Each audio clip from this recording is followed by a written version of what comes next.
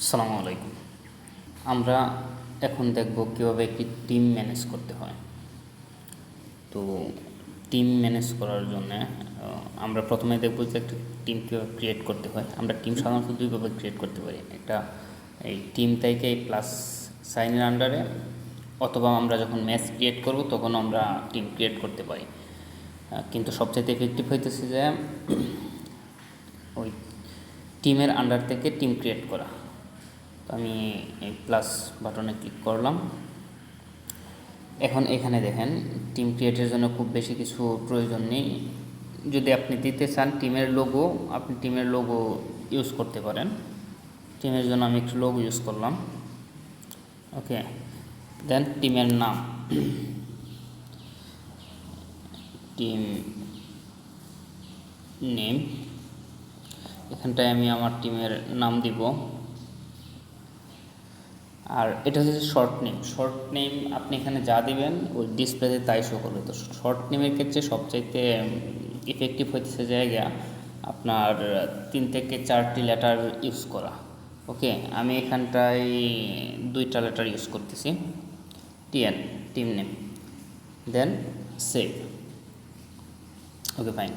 এখন আমাদের টিম হইতেছে যে এটা টিম নেম দিয়ে আমরা টিম ক্রিয়েট করছি। আমরা চাইলে এখন এখান থেকে টিমটা ডিলিটও করে দিতে পারি।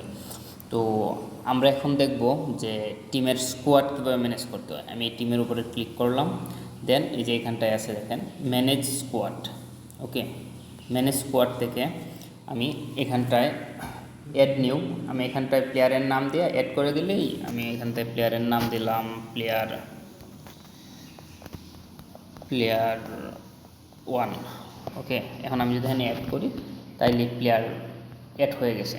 আবার আমাদের রেজিস্টার, যে আমাদের এই অ্যাপের রেজিস্টারটা আছে অলরেডি, ওই ধরনের যদি আমরা কোনো প্লেয়ার যদি আমরা অ্যাড করতে চাই তাহলে গ্লোবাল প্লেয়ার যে ট্যাব আছে ওই গ্লোবাল প্লেয়ার্স ট্যাব থেকে আমরা এখানে চার্জ করবো আমরা কারে করতে চাইতেছি। ঠিক আছে, আমি যদি ধরেন যে কেউ আকাশ আহমেদ আছে এই নামের এতে যদি অ্যাড দিই, আকাশ আহমেদ এখানে অ্যাড হয়ে গেছে। তো এভাবে আমরা আমাদের স্কোয়াডটাকে মেনটেন করতে পারি। এখান থেকে আমরা চাইলে আবার প্লেয়ার ডিলিটও করে দিতে পারি। ওকে, তো আমি এখানে কাজ করি, আমি কিছু প্লেয়ার আমি অ্যাড করি।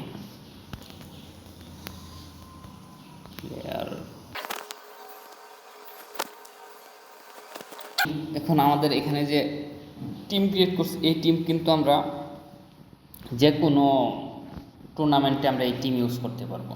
ওকে, আমরা যদি নতুন কোনো এক্সিস্টিং কোনো টুর্নামেন্টে যাই ওই টুর্নামেন্টে আমরা চাইলে ওই টিম অ্যাড করতে পারবো। আমরা যদি এই টুর্নামেন্টে টিম থেকে এখানে যদি আমরা রেজিস্টার করে দিই এই টিম কিন্তু আমরা এখানটায় রেজিস্টার করে নিতে পারবো।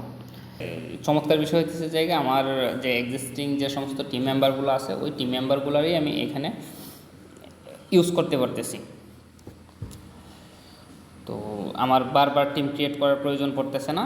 আমার দেখা যাচ্ছে যে একটা টিম ক্রিয়েটের মাধ্যমে আমি ওই টিমটারই আমি বারবার ইউজ করতে পারতেছি, টিমটারে আমি ইউজ করতে পারতেছি। আমার বারবার টিম ক্রিয়েট করা লাগতেছে না, টিমের মেম্বার অ্যাড করা লাগতেছে না, টুর্নামেন্ট ওয়াইজ আমার টিম ক্রিয়েট করতে হতেছে না। যে আমার টিম একটা, আমি ধরেন আমি কাশিমপুরের টিম আমার, আমি 3-4টা টুর্নামেন্ট আমি একটা সিজনে রাখতেই পারি।